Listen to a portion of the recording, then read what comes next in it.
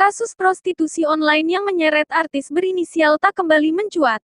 Sedari awal kasus ini muncul, artis Tania Ayu ramai disebut sebagai Ta yang berstatus sebagai saksi. Namun, pihak Tania Ayu yang diwakili oleh manajernya George enggan menanggapi soal kasus ini. "Maaf, aku untuk masalah itu tidak bisa menjawab," kata George dikutip dari Detikcom, Rabu, 21/7. Sebelumnya, terungkap pula tarif artis Ta untuk kencan dengan pria hidung belang. Dalam dokumen putusan Pengadilan Negeri Bandung yang diunggah ke situs Mahkamah Agung menyebut tarif Ta terbagi dalam dua kategori. Tarif durasi pendek, short time, sebesar Rp15 juta dan durasi panjang, long time, Rp30 juta, bunyi keterangan tersebut. Sidang kasus prostitusi online di PN Bandung tersebut sudah mengadili 4 terdakwa.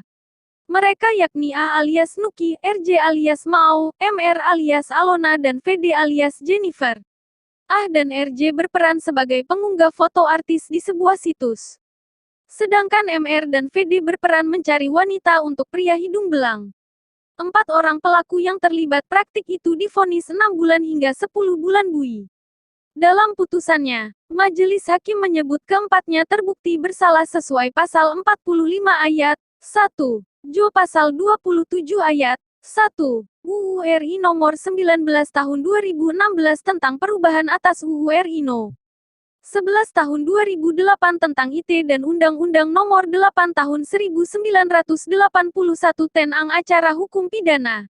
Dalam amar putusan itu, hakim menghukum keempat terdakwa dengan putusan antara lain A dan RJ hukuman seberat 6 bulan penjara. Sedangkan MR dan VD hukuman 10 bulan penjara. Keempatnya juga dikenakan denda Rp50 juta subsidiar 1 bulan kurungan.